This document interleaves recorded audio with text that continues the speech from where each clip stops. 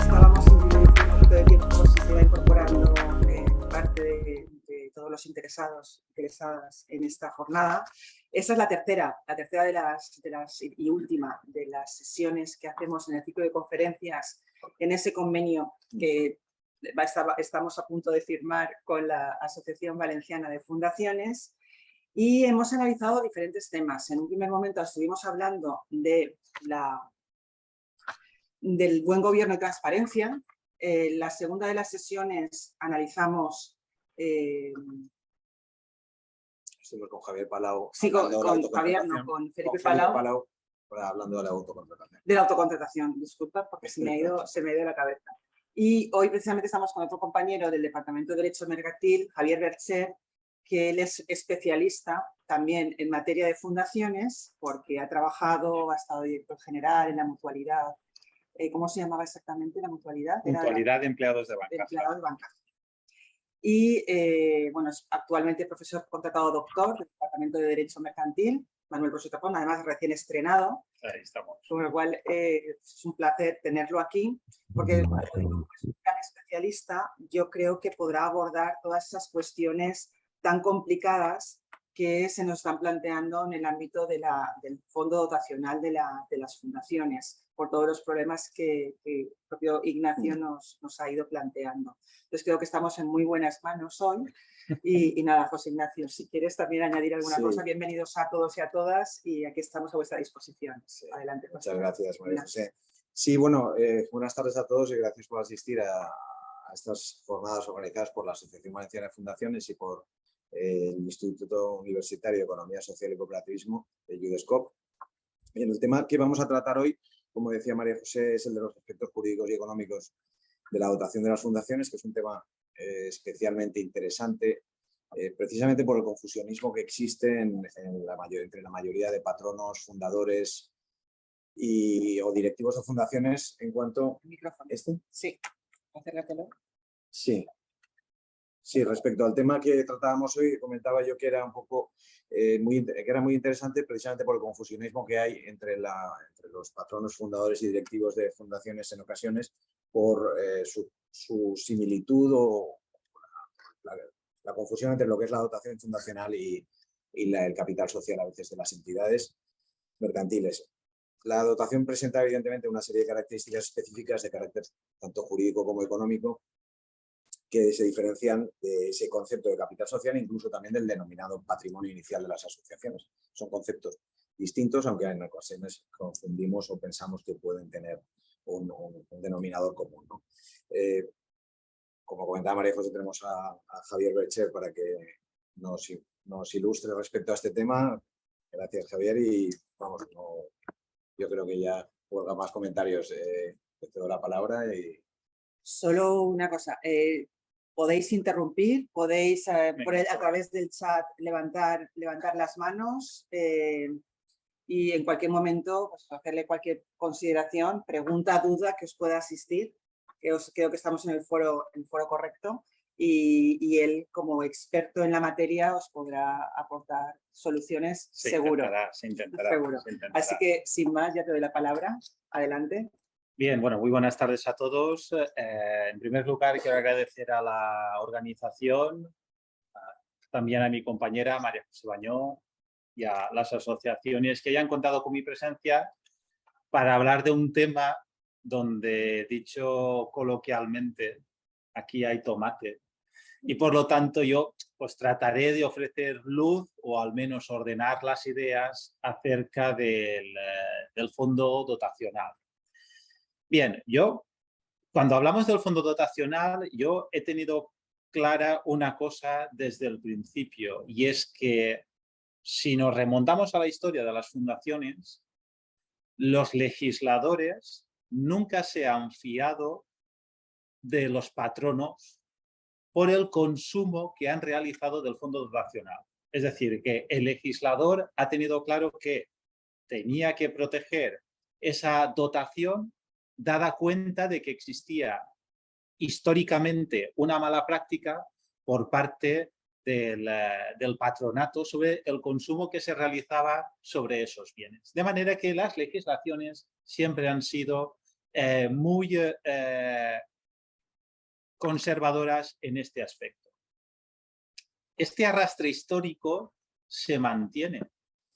Y se mantiene tanto en nuestra legislación actual, pero si realizamos una especie de ejercicio comparado con leyes extranjeras, pues vemos que la ley francesa, la ley suiza, también aplica un sistema muy conservador sobre el Fondo Dotacional y, por ejemplo, la nueva ley alemana, que entrará en vigor en junio del año 2023, donde hace, entre otras cosas, una refundición de todas las leyes de fundaciones de los Länders, en este aspecto, desde el punto de vista dotacional, no ofrece una mayor libertad en este aspecto. De manera que existe un conservadurismo bastante importante. Nuestra legislación actual es la Ley 50/2002, heredada de la Ley de 1994 bajo el principio constitucional del artículo 34. Bien, la Ley 50/2002, ley estatal, ya después me haré referencia a la Ley de la Comunidad Valenciana, pretende, pues bueno, reducir la intervención de los poderes públicos, simplificar los poderes de la administración pública y potenciar el fenómeno fundacional. Hasta aquí, pues bueno, parece ser que el preámbulo de la ley del año 2002, pues sí que es cierto que establece unos principios bastante claros de libertad. Pero cuando se profundiza en el texto articulado, parece ser que ello no es así. Bien, respecto de la dotación, establece un principio fundamental, y es que la dotación debe de regirse por un principio de suficiencia, de manera que esta dotación debe generar unas rentas que permitan la consecución de los fines fundacionales. Por lo tanto, la dotación tiene que ser de bienes y derechos de cualquier clase, es decir, bienes de naturaleza mueble, bienes de naturaleza inmueble o en dinero líquido. Y establece una presunción, la ley nacional, que debe de ser al menos de 30.000 euros. Si fuera menor, el fundador deberá justificar el por qué esa cuantía inferior a 30.000 euros es suficiente. La dotación no debe de confundirse con el patrimonio de la fundación. ¿Qué es el patrimonio de la fundación? Yo estoy tratando de explicar generalidades para ya después ir a donde quiero llegar. Bien, el patrimonio de la fundación, por lo tanto, deberá de componerse de la dotación inicial, de los bienes afectos a esa dotación, pero perfectamente pueden existir bienes que no estén afectos a la dotación. Y aquí es donde realmente la ley de fundaciones de nivel nacional establece el margen de juego para las fundaciones. Bien, se establece por lo tanto que, como ya sabemos, para las dotaciones, cuando haya una enajenación o un gravamen, estarán sometidos a una autorización administrativa por parte del protectorado. Y ello provoca que deberá de justificarse cuál es la razón por la cual va a enajenarse o va a gravarse ese bien dotacional. Por enajenación entendemos tanto la donación como la compraventa, y por gravamen pues podríamos considerar ya sea la constitución de una hipoteca, o podría ser perfectamente desde el punto de vista de la visión de las fundaciones como el arrendamiento de un bien inmueble sometido a la dotación. Bien, los restantes activos que sean superiores al 20%, pues que se realicen operaciones que superen el 20%, deberán de comunicarse al protectorado. Por lo tanto, tenemos dentro del patrimonio 3 tipologías de bienes: la dotación, los bienes afectos a la dotación y los bienes no afectos. ¿Qué actividades económicas pueden realizar las fundaciones? Perdone, ¿bienes afecto? ¿A qué se refiere? Por entender la diferencia entre afecto y no afecto. Bien, los bienes afectos son aquellos bienes que no forman parte de la dotación, pero que el patronato decide que están dentro de la dotación.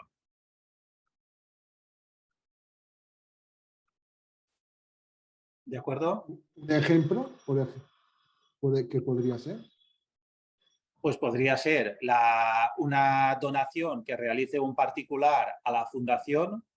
El patronato podría considerar que esa donación que ha realizado un particular a la fundación se integre dentro de la dotación inicial que tiene la fundación. Sería un ejemplo. ¿De acuerdo? Sí, gracias. Bien, en cuanto a las actividades económicas, estoy tratando de hacer el marco general para lo que después diré. En cuanto a las actividades económicas, como ya sabemos, son en primer lugar los fines fundacionales y aquellas actividades complementarias o accesorias que sean necesarias para llevar a cabo los fines fundacionales. Y lo más importante es que las fundaciones podrán participar en el accionariado de sociedades mercantiles, siempre y cuando sean sociedades mercantiles donde el socio no responda de las deudas sociales. Y me explico. Las sociedades mercantiles donde el socio no responde de las deudas sociales son las sociedades de capital, SA o SL, o las sociedades de base mutualista, cooperativas, cajas de ahorro, mutuas, mutualidades de previsión social, sociedad de garantía recíproca, etc. Por lo tanto, dentro de las actividades, las fundaciones pueden participar en el accionariado de sociedades mercantiles donde no respondan los socios, que es el listado que les acabo de mencionar. Bien, por lo tanto, que quede claro a título un poco ejemplificativo de que sí que existen sociedades mercantiles donde el socio responde de las deudas sociales, que son las sociedades de naturaleza personalista, como son las sociedades colectivas y las sociedades comanditarias. Cabe decir que este tipo de sociedades a día de hoy prácticamente no se utilizan, de manera que, bueno, es un poco complejo que una fundación forme parte de una sociedad colectiva o una sociedad comanditaria, porque, bueno, sí que es cierto que hay algo de jurisprudencia, pero este tipo de sociedades no se utiliza. Bien. Destino de rentas o ingresos, porque, bueno, las actividades económicas generan unas rentas y unos ingresos. Bien, destacar en primer lugar que el 30% deberán incrementar la dotación y las reservas. Pero esto provoca un efecto, y es que si el 30% de los resultados lo destinamos a la dotación y las reservas, llegará un momento en que la dotación no pare de crecer y la pregunta es, entonces, ¿qué hacemos con la dotación? Claro, porque esto es importante, ¿no? Por lo tanto, esto luego lo contaré. No pretendo hacerme el interesante, simplemente situar al personal, ¿no? Bien, y el 70% se destinarán a los fines fundacionales previstos, pues, por el fundador. Bien. Con estos prolegómenos, el reglamento de fundaciones del año 2005, bajo mi punto de vista, no aporta grandes novedades. Entre otras cosas porque un reglamento no puede contrariar la ley que desarrolla. Básicamente lo que puede hacer es entrar un poco más en detalle, pero bajo mi punto de vista no entra en mayor detalle. Bien. Esto provoca que, ¿qué hacemos con la dotación? Cabe destacar que la Ley de Fundaciones del año 2002 de carácter nacional no aporta solución. no aporta solución. La doctrina científica dice que con la dotación, si es de carácter dinerario, podría servir para realizar una cartera de inversiones. Si son inmuebles, se podrían arrendar.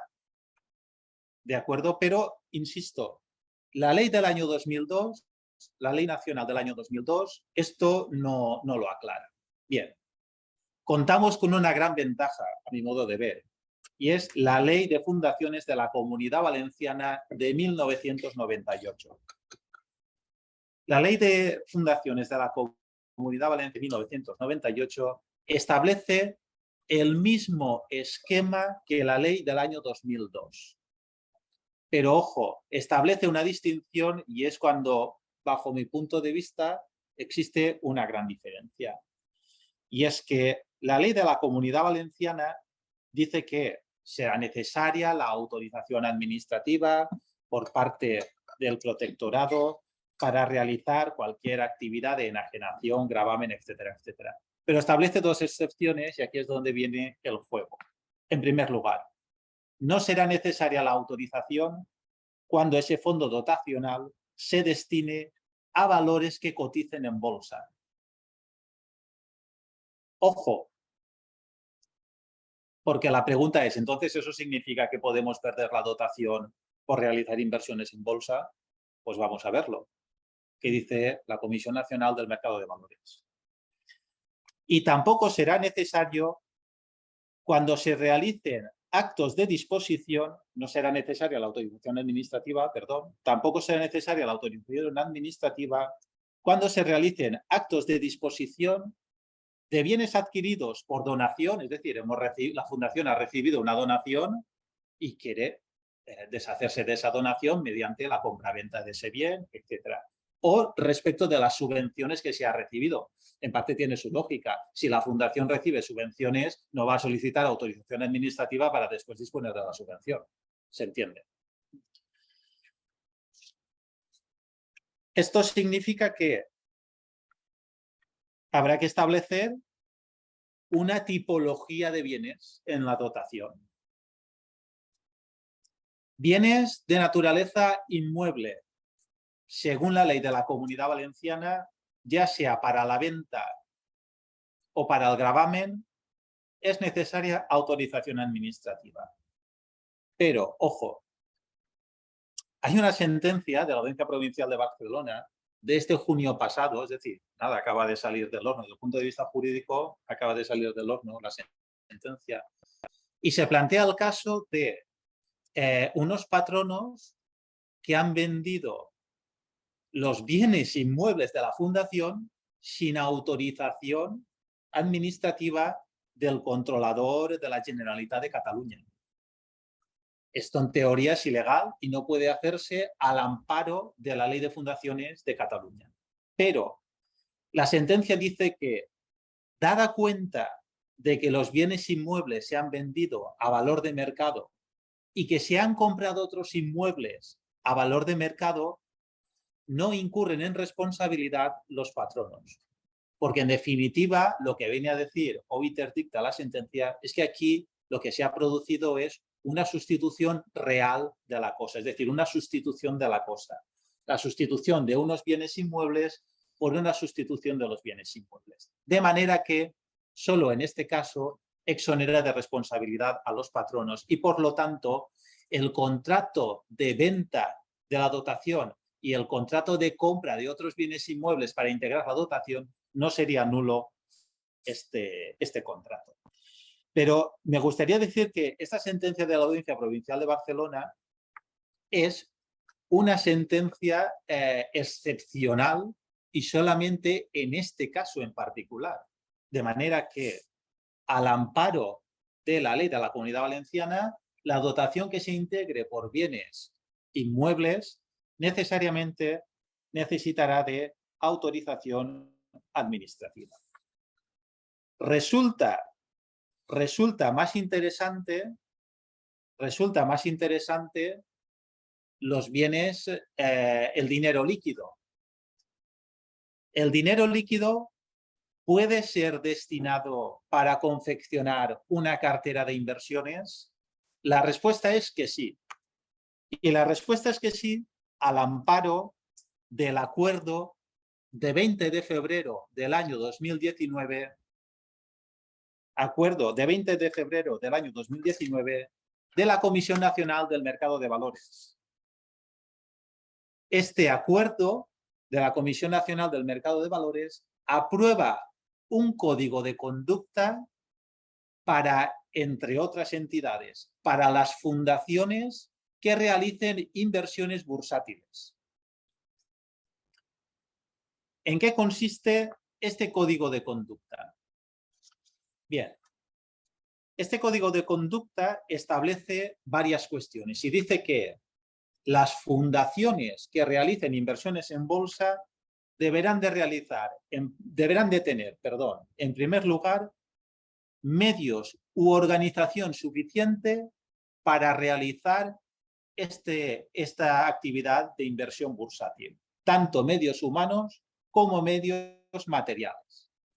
Ahora bien, la Comisión Nacional del Mercado de Valores es consciente de que las fundaciones, en su mayoría, no poseen medios materiales y menos medios humanos, fundamentalmente porque la persona que realice inversiones en bolsa debe de tener conocimientos bursátiles importantes, conocer pues, conceptos básicos como el rating, la volatilidad, qué es el high yield, cosas, etc. Por lo tanto, es perfectamente posible que esa actividad de inversión bursátil se externalice en profesionales competentes, es decir, en empresas de servicios de inversión.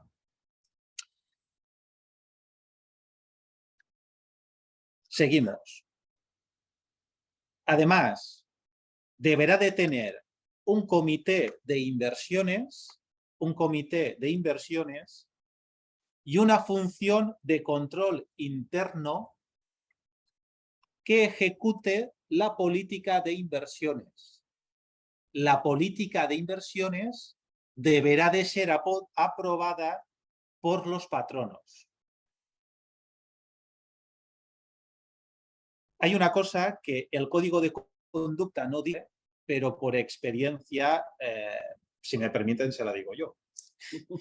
Y es que cuando se habla de que la fundación ha de tener un comité de inversiones y una función de control interno, estos dos elementos también pueden externalizarse. De manera que aquí ya cabría valorar si la función de control interno, por ejemplo, puede ser externalizada en la misma empresa de servicios de inversión a la cual le hemos entregado nuestro dinero líquido para que, es decir, el fondo dotacional líquido para que realice esas inversiones en bolsa. Bien, ¿cómo ha de componerse la política de inversiones? La política de inversiones, desde el punto de vista de las fundaciones, afortunadamente no es una política de inversiones compleja. Ahora bien, hay un detalle que sí que me gustaría insistir. Bien, en primer lugar, la política de inversiones, como ya he dicho, tiene que ser confeccionada por el patronato y el propio código dice que en esa política de inversiones no se permitirá el trading. Es decir, no se permitirá que con el fondo dotacional se realicen operaciones a corto plazo. Y el trading es precisamente entrar en la sesión bursátil a las 9 de la mañana y a la 1 del mediodía vender, antes de que se acabe la sesión bursátil. Bueno, pues esta intradía que viene a decirse, es decir, el trading, que lo que busca es adquirir posiciones a corto plazo, esto no es posible. La cartera de inversiones, por lo tanto, tiene que ser a largo plazo. ¿Qué principios tienen que regir en la política de inversiones? Hay 4 principios fundamentales. En primer lugar, la política de inversiones tiene que ser coherente. ¿Y qué significa esto? Que ha de haber un casamiento de flujos. ¿Y qué significa esto? El casamiento de flujos consiste en que el rendimiento de la cartera de inversiones tiene que ser suficiente para cubrir las previsiones de tesorería de la fundación. Es decir, que si la fundación, no sé, permítanme la ignorancia, tiene un gasto mensual de 6.000 euros, el rendimiento de la cartera bursátil ha de proporcionar mensualmente 6.000 euros. Por lo tanto, estaremos hablando de que el dinero líquido de la dotación es un dinero líquido importante para poder realizar un rendimiento. Pero bueno, hay distintos modos de establecer una cartera de inversiones y ahora haremos una pequeña mención sobre esto. Bien. Ha de haber un principio de liquidez. Es decir, que los instrumentos bursátiles sobre los cuales se invierta han de ser líquidos. Es decir, de manera que sean fácilmente vendibles. No ha de haber ningún apalancamiento. Tercer principio, y esto es un principio fundamental en cualquier inversión bursátil, principio de diversificación. La cartera de inversiones ha de estar diversificada en distinta tipología de instrumentos, de manera que si un instrumento nos falla, el otro no falle. Ejemplo, una cartera diversificada podría considerarse aquella cartera de inversiones que haya invertido en deuda pública, también haya invertido en acciones de sociedades solventes y conocidas, haya invertido también en bonos o en obligaciones y haya invertido también en fondos de inversión. Fondos de inversión donde se estructura distinta tipología de instrumentos. Y finalmente, y algo que parece lógico, pero este código de conducta también lo menciona, y es que el fondo dotacional ha de preservarse. Es decir, ha de haber una preservación de ese capital. Claro, a efectos prácticos, esto que provoca, y esto es algo que no dice el código, pero a efectos prácticos esto que provoca que cuando solicitas de una empresa de servicios de inversión que te diseñen una cartera de inversiones porque tienes un fondo dotacional de 150.000, de 300.000 euros, por ejemplo, cuando hablas con una empresa de servicios de inversión, pues eso, que te diseña la cartera de inversiones, las empresas de servicios de inversión siempre hacen lo mismo. Te proponen distintas carteras de inversión y te dicen, esta es la dinámica, esta es la conservadora, obviamente tenemos que buscar la cartera de inversiones más conservadora posible para garantizarnos el capital. Pero también es cierto que las carteras de inversiones más conservadoras, su rendimiento es menor. Por lo tanto, dada cuenta de que su rendimiento es menor, habrá que ver si podemos casar perfectamente ese rendimiento con la previsión de tesorería de la fundación. Bien, ¿qué pasa con los bienes inmuebles? Como ya he dicho anteriormente, hace falta... Hola, disculpad, soy Raquel Carrero, hablo en nombre de varias fundaciones que estamos adscritas, y es que tenemos una duda en cuanto al, antes de que empieces con la parte de los inmuebles, en cuanto a la parte económica, ¿no? Al dinero, porque has hablado de la parte de las inversiones bursátiles, pero nuestro interés no es ese. Nosotros tenemos una casuística, ¿no? Que tenemos una cantidad muy grande de dotación fundacional, somos una fundación con varios patronos y cada vez que entra un patrono, un poco como simbólico, hace una aportación económica que se adscribe a la dotación fundacional. Con lo cual, cada vez que entra uno, aumentamos la dotación, y cuando sale uno, esa dotación sigue estando, o sea, no desaparece, evidentemente. Entonces, claro, un poco a efectos nuestros nos preguntábamos, por lo que parece decir la ley, la dotación es indisponible. salvo esta casuística que estás hablando de posibles inversiones bursátiles muy conservadoras y que no sean arriesgadas para la viabilidad de la fundación. Más o menos es lo que entiendo. Pero si nosotros utilizáramos, o sea, nosotros ahora, por ejemplo, no tenemos en una cuenta de banco, ¿no? Ya separada la cantidad de la dotación, la tenemos mezclada con el resto de ingresos, digamos, que tenemos. Entonces, sí que tenemos la cantidad de la dotación porque el dinero que tenemos a día de hoy es superior a la dotación fundacional, pero no tenemos diferenciado qué es dotación y qué no. Entonces, en el tráfico habitual económico, ese dinero está mezclado y no sabemos si esto es correcto o no. Y luego, si por alguna casuística hiciéramos alguna operación en que la cantidad que tenemos en el banco, ¿vale? Para hablar así sencillo, fuera inferior a la dotación fundacional, ahí estaríamos incumpliendo, digamos, porque solamente se puede utilizar para inversión en bienes de ahorro. Pero claro, como sí que se habla del posible intercambio, ¿no? Entre un bien y otro, lo que has comentado la sentencia esta de Barcelona, que también la habíamos encontrado. Entonces, si hablamos de un canje, de una dotación económica por una dotación de un bien inmueble, ese bien inmueble se adscribe, también se entiende como un intercambio. ¿Sería una innovación o habríamos gastado la dotación fundacional?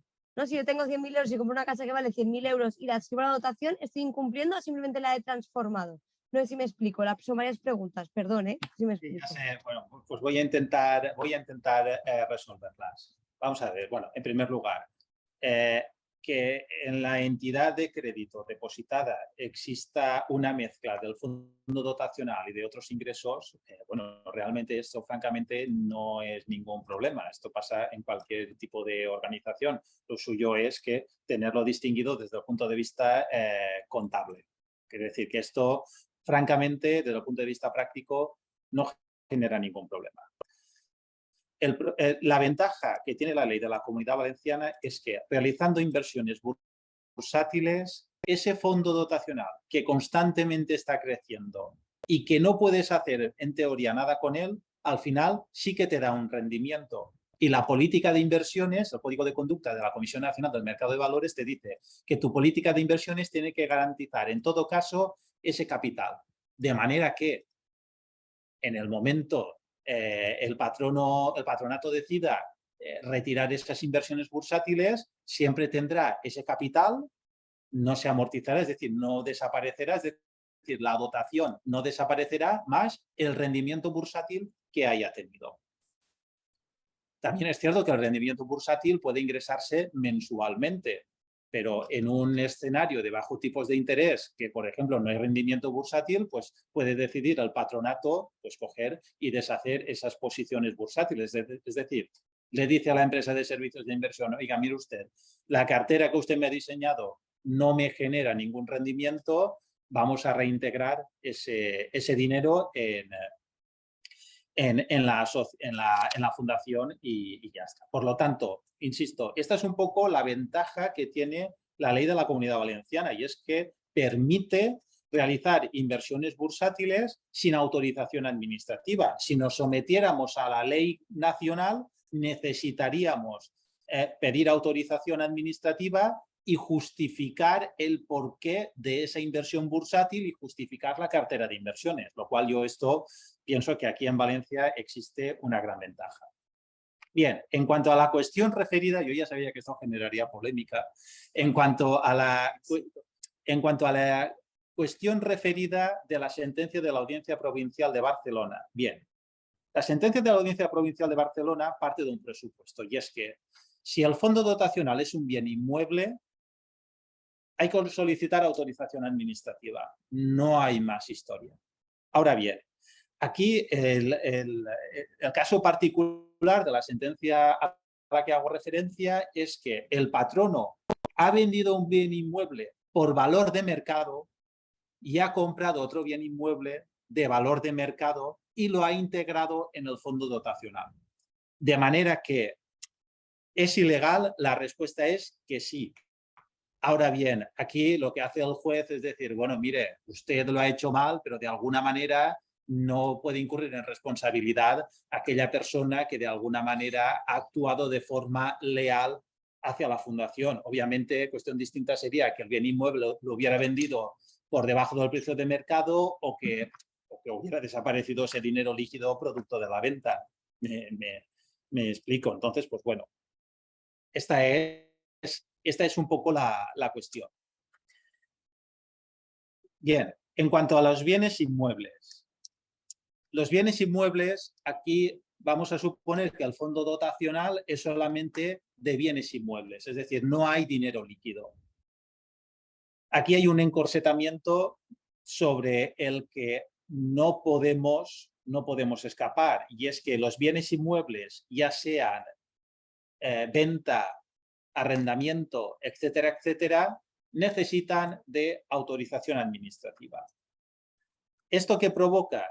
Esto provoca que en muchas ocasiones las actividades económicas de la fundación están sometidas al rendimiento de los bienes inmuebles y esto puede provocar ciertas incomodidades. Bien, tanto la ley nacional como la ley valenciana abren un juego muy importante para las fundaciones, y es que las fundaciones puedan constituir sociedades mercantiles que realicen actividades afectos a los fines de la fundación. Sociedades mercantiles, traducción, constituir una sociedad de responsabilidad limitada de carácter unipersonal. Si la fundación constituye una sociedad de responsabilidad limitada de carácter unipersonal, será la propia fundación socia y administradora de esa sociedad unipersonal. Y hay una reforma muy importante desde hace un mes, que aquí los compañeros de Derecho Mercantil nos hemos quedado un poco alucinados, y es que tradicionalmente el capital social de la SL era de 3.000 euros, pues con la reforma actual el capital social mínimo ha de ser de 1 euro. Es decir, que con un capital social de 1 euro se puede constituir una sociedad de responsabilidad limitada. Es decir, la fundación puede coger 1 euro de la tesorería y constituir una sociedad de responsabilidad limitada. Bien, ¿cuál es la ventaja de constituir esa sociedad? Los fines tienen que ser fundacionales. Esto no hay que perderlo de vista. Pero esto permite que una sociedad mercantil, una sociedad de responsabilidad limitada, donde el socio no responde de las deudas sociales, es decir, donde la fundación no responde de las deudas sociales, puede realizar cualquier actividad de manera que pueda percibir ingresos, y a partir de ahí aquí sí que hay un gran margen de juego para la fundación.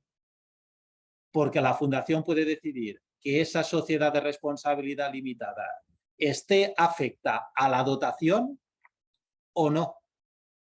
Ya hemos dicho que hay 3 tipos de bienes: el fondo dotacional, bienes afectos a la dotación y bienes no afectos. Y la verdadera libertad existe respecto de los bienes no afectos. De manera que es perfectamente una posibilidad que las fundaciones constituyan una sociedad de responsabilidad limitada, capital social 1 euro, son más los gastos de escritura que el capital social, de manera que pueden realizar los fines de la fundación.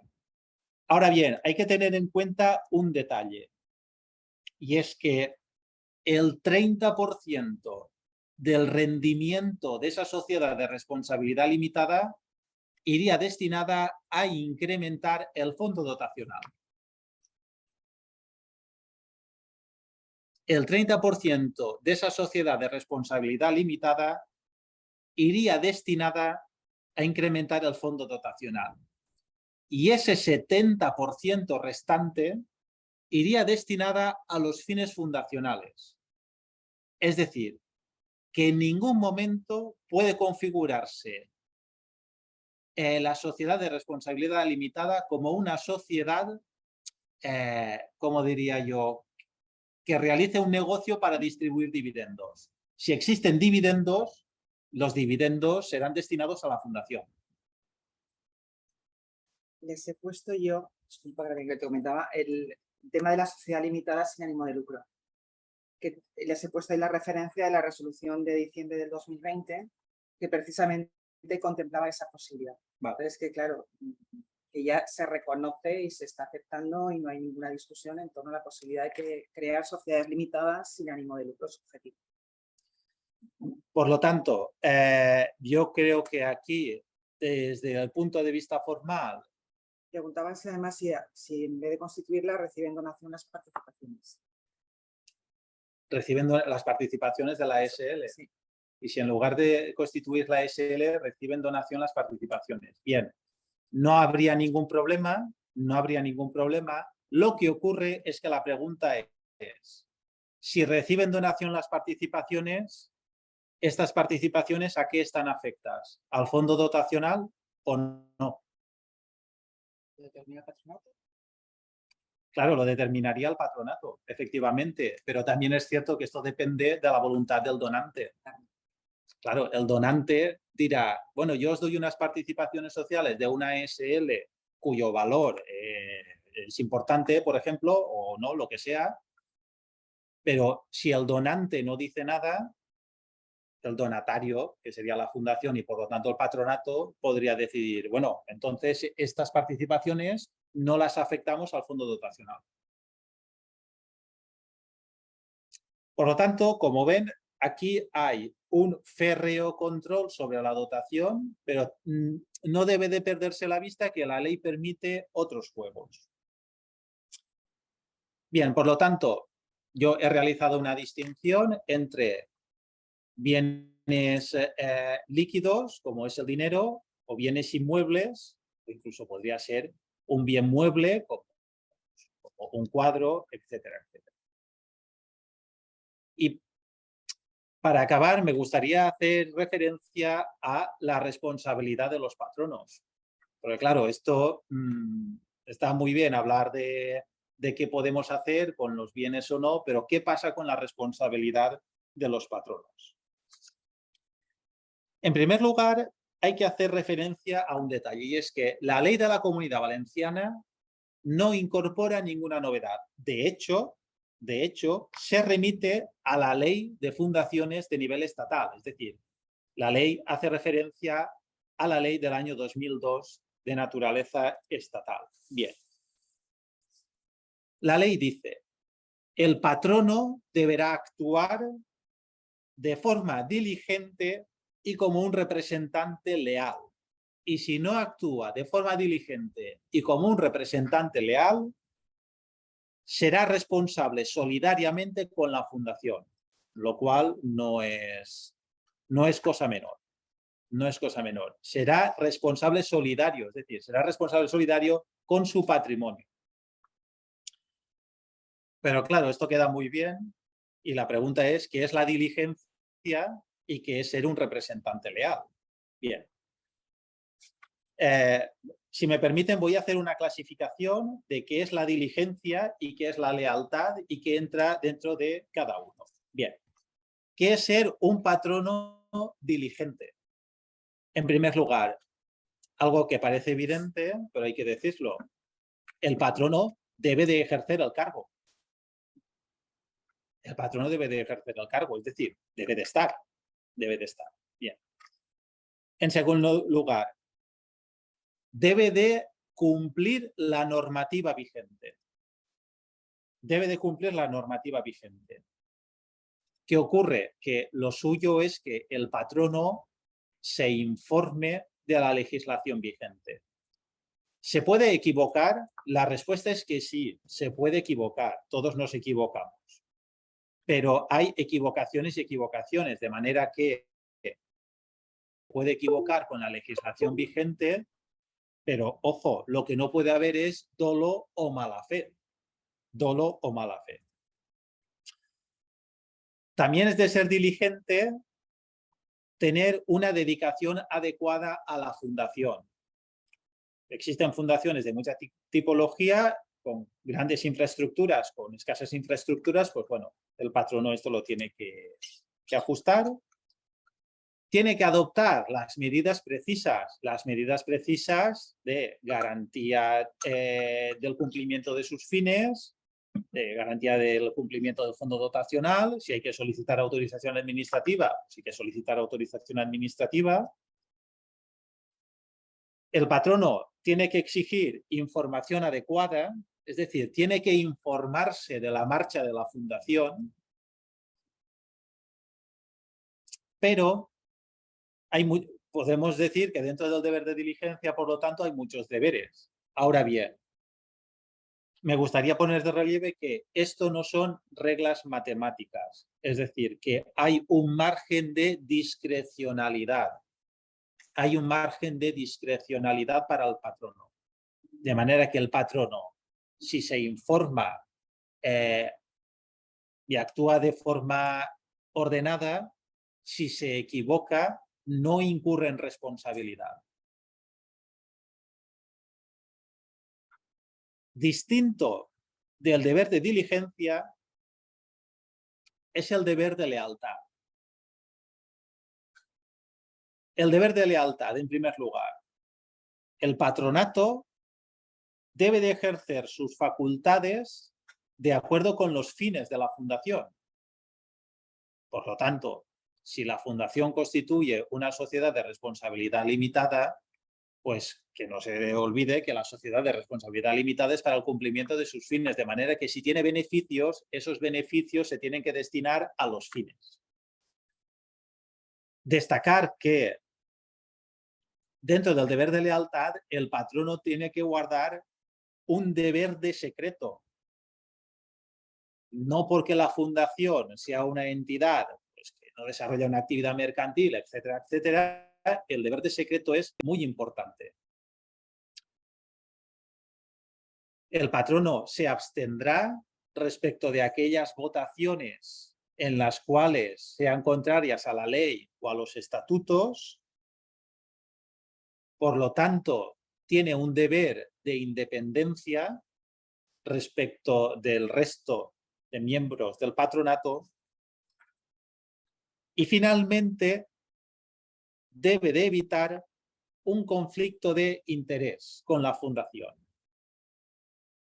Cuando hablamos de conflicto de interés con la fundación, ¿de qué estamos hablando? Bueno, pues esto se desdobla en determinadas prohibiciones. En primer lugar, el patrono no puede realizar transacciones con la fundación. Ejemplo de la sentencia de la Audiencia Provincial de Barcelona, porque la sentencia de la Audiencia Provincial de Barcelona cuenta más cosas, no solamente lo que les he contado. Y este es el momento para que yo lo desvele. Y es que aquí lo que ha pasado es que los patronos se han asignado un arrendamiento vitalicio de los bienes de la fundación. Es decir, que los bienes de la fundación eran bienes inmuebles, eran viviendas, y los patronos se han asignado un arrendamiento vitalicio. Obviamente por debajo de valor de mercado. Y la sentencia de la Audiencia Provincial de Barcelona dice que, a ver, esto es un poco contrario a la ley de fundaciones de la Generalitat de Cataluña. Pero bueno, a cualquier ley de fundaciones, sea nacional, sea la valenciana, sea la que sea, ¿no? Bien, prohibición de explotar también la posición de patrono, es decir, por ser patrono de una fundación, pues beneficiarse de determinadas posiciones en el mercado. Prohibición de utilizar los activos de la fundación. Prohibición de aprovechar las oportunidades de negocio de la fundación. Y estaremos diciendo, bueno, en principio una fundación, ¿qué oportunidades de negocio va a tener? Pues bueno, si la fundación constituye una sociedad de responsabilidad limitada, donde hay un cierto negocio para prestar un servicio a cambio de una retribución, pues podría darse esta situación. Prohibición de obtener ventajas de terceros y prohibición de hacer la competencia con la fundación. Es difícil que un patrono le haga la competencia a la fundación, pero ¿qué pasa cuando la fundación constituye, en virtud de la ley vigente, una sociedad de responsabilidad limitada, por ejemplo? Por lo tanto, como recapitulación, los patronos han de actuar con diligencia y han de actuar con lealtad. Y para acabar, si se me permite, me gustaría hacer referencia también un poco al seguro de responsabilidad civil de los patronos.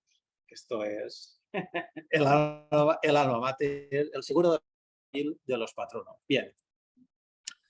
Perdón, ¿puedo interrumpir? Sí, sí. Mira, soy Ramón Pérez Lucena, me dedico profesionalmente a las fundaciones por toda España, pero tengo una duda sobre la dotación fundacional. Hasta hace unos años las dotaciones fundacionales las ponía un tercero o el fundador o un patrono, pero si no se terminaba de dotar al inicio de la constitución de una fundación, tienes unos años para terminar de constituirla. Hasta hace unos años, y en la mayoría de los protectorados se sigue haciendo así, un tercero se subroga en la escritura en la obligación o compromiso del fundador y termina de realizar la dotación. Hace 4 años, en el Registro Nacional de Fundaciones, por un informe de un abogado del Estado que nunca hemos conocido, han cambiado de criterio y no dejan terminar la dotación salvo que sea el fundador. Tengo por escrito el escrito del Ministerio de Justicia, donde cuando yo le comunico que el fundador ha fallecido, el registro me comunica que tiene que ser el fundador. Y cuando le vuelvo a escribir que, oiga, lea usted que es el fundador que ha fallecido, me vuelve a decir que tiene que ser el fundador. En el registro de la Comunidad de Madrid ha cambiado la registradora hace unos meses y la registradora me ha llegado a decir en algunas fundaciones que si no es el fundador, que se tiene que extinguir la fundación. Yo les he pedido que me lo pasen como resolución, pero me gustaría, para poder interponer un contencioso administrativo, pero me gustaría ver cuál es la opinión, porque en el resto de protectorados se sigue funcionando con, yo pienso, un criterio jurídico normal, es decir, subrogarte en la obligación o el compromiso del fundador y poder terminar la dotación, incluso como marca la ley, por el propio patronato. A ver, a mí lo que se me ocurre, la solución que se me ocurre es establecer un programa de fundación sucesiva de manera que la señora registradora, en este caso, pueda ver cuál es el inicio y cuál es el fin. Porque sí que es cierto que, de alguna manera, yo puedo entender que la preocupación de la registradora es saber cuándo acaba la composición de la fundación, de la composición de la dotación, perdón. Es decir, sí, cuando uno lee la ley, uno sí que se da cuenta que es perfectamente posible la dotación de forma simultánea. Y efectivamente... No, esto lo han quitado también en el Registro Nacional, ¿eh? En el Registro Nacional, puedes comprobarlo en el boletín oficial, todas las fundaciones que se constituyen desde hace 3 años son todas con los 30.000 euros directos. Al principio, no dejan hacerlo en años, aunque la ley marca lo contrario. Bueno, pero yo la pregunta, a ver, yo estoy de acuerdo con usted de que efectivamente esto hay que meter un contencioso, que lo cual es un poco lamentable, que la ley diga una cosa y que hace falta meter un contencioso para reafirmar la ley. Pero bueno, esto es otro tema. Pero yo creo que aquí una de las jugadas es en esclarecer efectivamente cuándo el fondo dotacional estará cumplido en ese programa de fundación simultánea. Entiendo yo, porque la pregunta que yo le hago a usted es, cuando se trata de realizar una subrogación en la fundación sucesiva, la pregunta es, ¿hay un fin? Es decir, ¿hay una fecha límite? Sí, habitualmente las fundaciones cuando se constituyen tienen la fecha límite de 4 años después de la constitución para terminar la dotación. El problema es cuando el fundador ha fallecido en esos 4 años y para terminar de realizar la dotación que está prevista en la Constitución, en la escritura de Constitución, el registro no te deja porque dice que tiene que ser el fundador aunque haya fallecido. Bueno, pues yo... Discúlpeme, pero estoy un poco sorprendido, francamente, porque usted me comenta, básicamente porque la ley, yo estoy de acuerdo con usted que la ley lo deja bastante claro. Yo pienso que la interpretación que realiza, por ejemplo, la registradora que usted ha puesto de ejemplo es una interpretación excesivamente restrictiva, dada cuenta de que, entre otras cosas, está destruyendo el preámbulo de la ley del 2002 cuando dice que se tiene que facilitar el fenómeno fundacional. Vamos a ver, si efectivamente existe... Claro, es que es lo que ha dicho usted, a usted no le queda más remedio que meter un contencioso. Sí, no, ya lo llevo haciendo hace muchos años y ganando contenciosos, pero mientras tanto en 3 años pierdes al cliente, pierdes el interés y pierdes todo, pero bueno. Sí, es una Sí, cuestión. sí. Sí, Ramón, si hemos coincidido en alguna ocasión, soy Ignacio Soler. Perfecto. Vamos, yo coincido contigo, desde luego, en que en el caso de una sucesión, dado que vamos a ver, lo que se está transmitiendo a los herederos son las obligaciones económicas en este sentido por parte del causante, y por lo tanto no es un derecho personalísimo, que sí, es la voluntad de fundar. La voluntad de fundar en su momento ya la efectuó el fundador, y lo único que se está transmitiendo son los derechos económicos, o sea, las obligaciones en este caso, digamos, lo que sería un dividendo pasivo, ¿no? En terminología mercantil, ¿no? Entonces yo entiendo, vamos, yo entiendo que lo deberíais impugnar y os deberían dar la razón, porque en ese aspecto lo único que se está... Pero ya conoces, estamos peleando con un registro de fundaciones nacional que está paralizado hace ya 4 o 5 años. Sí. Y que para constituir una fundación están tardando hasta 2 años. Es decir, es una locura. Y luego, respecto a lo otro que comentabas del tema de la fundación, del desembolso sucesivo, que no... Vamos a ver, lo que verdaderamente se produce en estos momentos es que, como consideran que solamente es adecuada y suficiente la de 30.000 euros cuando constituyes con una dotación inferior a 30.000, aunque sea la dotación de 30.000, pero un compromiso de desembolso sucesivo, como te piden el plan de económico de viabilidad, y evidentemente con una dotación económica inferior o sea, desembolsada inferior a 30.000 euros, es muy difícil establecer un plan que con los rendimientos de esa dotación vas a poder evidentemente desarrollar la actividad fundacional. Pues bueno, verdaderamente es una probatio diabólica, ¿no? Vamos a acreditar que con el rendimiento, con unos tipos de interés negativos que han estado en los últimos años, vamos a poder cumplir los fines fundacionales, pues es realmente difícil. Y yo coincido, desde luego intentamos siempre, como mínimo, constituir las fundaciones con 30.000 euros porque aunque la ley permite que sea con un importe inferior, pero es prácticamente imposible. Eso coincidimos. Pues muchas gracias. Oye, una pequeña pregunta. Si cada vez que necesitamos, digamos, de la autorización del patronato, pues nos están tardando 1 año, 2 años o muchos meses, al final, ¿qué podemos hacer?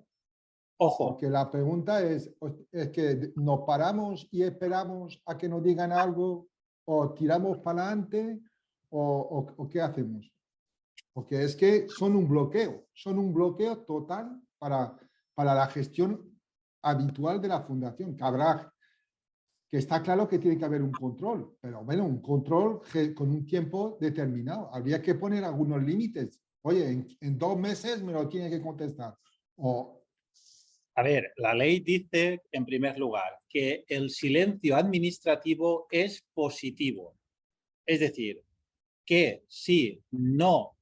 A ver, aquí hay dos interpretaciones. La interpretación formal.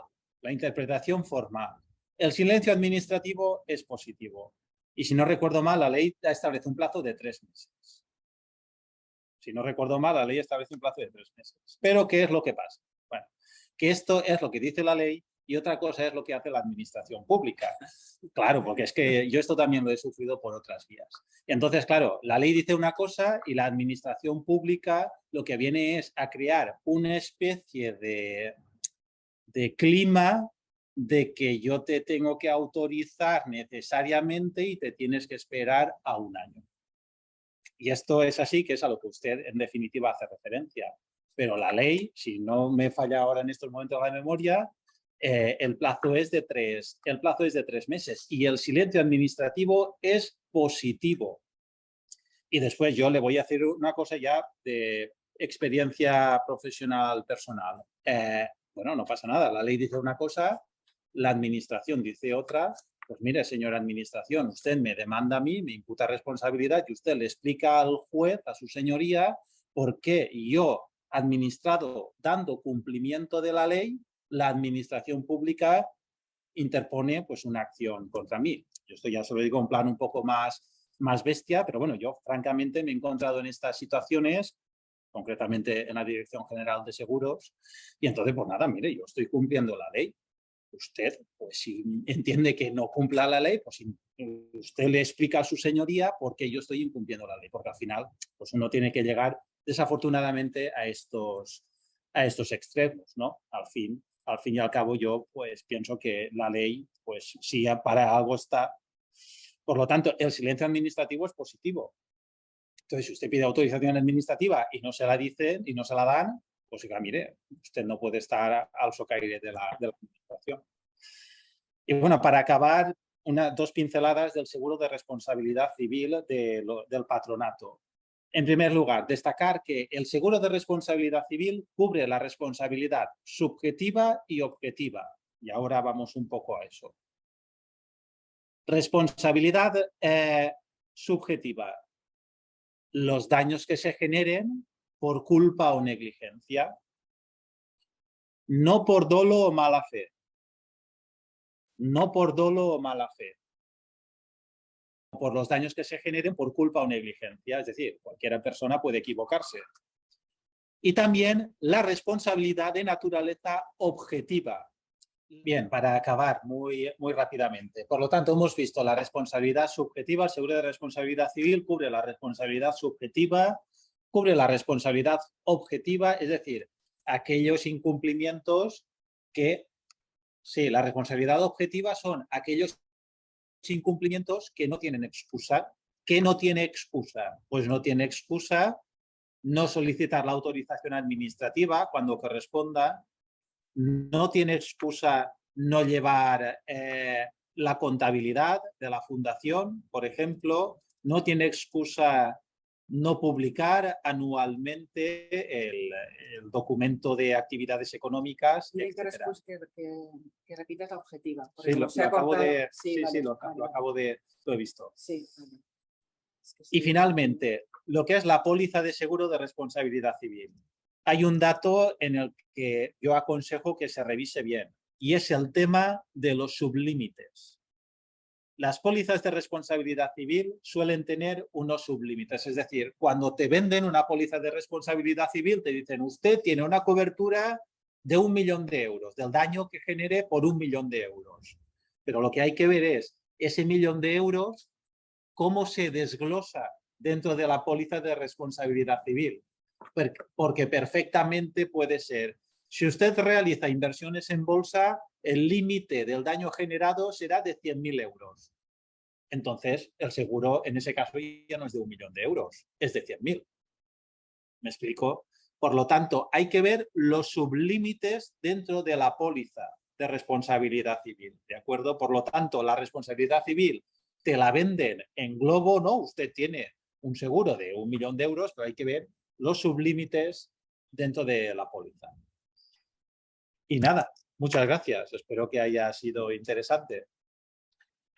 Pues la verdad es que sí. Yo creo que algunas dudas sí que has resuelto. Bastantes dudas.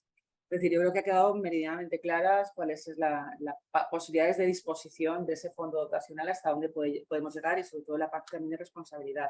El vídeo lo que vamos a hacer es editarlo y colgarlo, ¿vale? Para que podáis visualizarlo de nuevo y tomar notas y tomar apuntes e intentar de nuevo aclararlo. Me ponéis un poco de pelo por aquí. Sí. Javier estará a vuestra disposición también ante cualquier duda que se pueda plantear adicional, porque como habéis visto es un experto. Bueno. Entonces, pues Ignacio, por favor. Sí, yo quería plantearte una cuestión, bueno, no sé si habrán algunas por ahí por el chat, pero bueno, un poco por romper el hielo en ese aspecto y a colación un poco del planteamiento que ha hecho una asistente, que es Raquel, respecto al tema de lo de la indisponibilidad de la dotación, ¿no? Porque durante muchos años hemos oído siempre que la dotación es indisponible. Se nos ha reiterado el tema de la indisponibilidad y yo creo que hay que diferenciar un poco lo que es la indisponibilidad respecto a las dotaciones no dinerarias y las dinerarias, porque evidentemente las no dinerarias, pues no nos está dotando pues, un fondo documental, unas obras de arte, evidentemente eso tiene un valor, es insustituible, pero cuando estamos hablando de la dotación dineraria, entiendo que tenemos que atender a un concepto más moderno, ¿no? De lo que es el concepto de dotación y por lo tanto atender a lo que es el valor económico de esa dotación. y no encasillarnos en tener que tener guardado en un cajón los 30.000 euros de la dotación, cuenta. como en unas ocasiones hemos oído. Y básicamente esa indisponibilidad yo creo que se puede traducir en que se debe conservar ese valor de la dotación dentro de o sea, en la contabilidad de esa dotación, y sobre todo, evidentemente, que no se dedique a gasto corriente, que vaya siendo consumida. Exactamente. ¿No? Eso es. A ver, aquí la experiencia... Para gasto corriente no se puede utilizar los fondos dotacionales. Lo que no se debe es consumir. Es decir, el patrimonio fundacional, la dotación a final del ejercicio debe ser como mínimo igual que la dotación fundacional o superior. Como gasto corriente se puede utilizar el rendimiento de esa dotación. El rendimiento de esa dotación sí que puede ser utilizado para gasto. Si no, no podría sostenerse una... Además, de hecho, el protectorado, si presentáis cuentas con un desequilibrio en cuanto al tema de dotación, a lo mejor el primer año no se da cuenta, pero el segundo año o en breve os pedirá un plan de viabilidad y una forma de restablecer esa dotación como valor económico, es decir, ese reequilibrio patrimonial. Yo, si me permites, Ignacio, ¿me oís? Sí. No, por la experiencia simplemente lo que nosotros en algunas fundaciones hemos conseguido es solicitar la modificación de la dotación dineraria a la compra de un local. Y esto lo hemos hecho en muchas fundaciones, es decir, pides autorización y utilizas los 30.000 euros para comprar un local, un terreno o una parte de un terreno, pero puede ser a veces la solución para no estar siempre con el juego del dinero que no nos da rendimiento habitualmente para nada. Sí, exacto. Es que 30.000 euros, con 30.000 euros no se puede constituir una cartera de inversiones. Eso es imposible. Por lo tanto, con 30.000 euros, pues darle una salida sobre un bien inmueble que te genere un rendimiento, pues bueno, es una buena idea, francamente. Hombre, normalmente el dinero de arranque lo gastas para tus gastos corrientes, un poco para poco a poco. No te escuchamos. Digo que Se ha cortado. No sé quién estaba hablando. Vale, adelante. ¿Matías? Sí. Ya puedes hablar, ahora te escuchamos. Hola. Bueno, primero agradecer la conferencia y felicitar al ponente porque ha sido extremadamente interesante, pero yo tengo una duda y es que he entendido que el silencio administrativo es de carácter positivo a los 3 meses. Tengo entendido que a nivel estatal, en la ley estatal sí, pero en la ley de la Comunidad Valenciana desde luego no lo es. Los 3 meses, si a los 3 meses el protectorado no te ha autorizado la disposición, se entiende como denegada. Igual que, por ejemplo, en la modificación de estatutos, si a los 3 meses no ha dictado una resolución de oposición, pero tampoco dicta, si no dicta resolución, se entiende denegado. En el caso de la estatal, de la ley estatal, no lo es. Es decir, que una fundación que está acogida al protectorado del Ministerio de Cultura pide pide autorización para disponer de un bien, si a los 3 meses no se le concede, es positivo, pero en el caso de la Comunidad Valenciana se cambió cuando se modificó la ley en la última modificación. Y está así tanto en la ley como en el reglamento, creo. Sí, tienes razón. Sí, hay una diferencia ahí. El artículo 31 del reglamento sí que establece la desestimación por silencio. Con lo cual el silencio sí. Sí, ahí sí que tienes razón. Hubo una modificación y sí que está. Pero si os consuela en el ámbito nacional, aunque el silencio es positivo, por ejemplo, en la modificación de estatutos, después da igual. Es decir, pasan 3 meses, 4, 5, 6 y da igual porque no te lo dan. Es decir, simplemente entras en otra rueda para esperar más meses, pero nada más.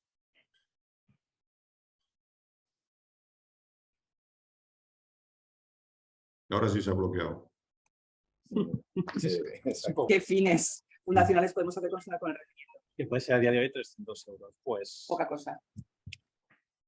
A ver, La cuestión está en que cuando el fundador establece, porque mirando la jurisprudencia he visto, por ejemplo, que en las fundaciones pues de poca cuantía económica, cuando el fundador ha dejado esta constitución de la fundación en testamento, fallece, se abre el testamento, pues hay muchos herederos que, dada cuenta de la escasa cuantía, renuncian directamente a asumir esa obligación, de manera que aceptan la herencia a beneficio de inventario y poco más. Entonces, pues bueno, sí que es cierto que con 30.000 euros la fundación, yo creo que ahí tal vez el juego esté en las ayudas públicas.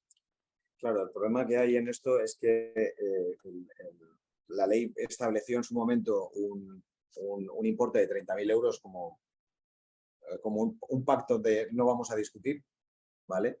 Pero claro, la ley lo que exige es que sea adecuada y suficiente en la dotación.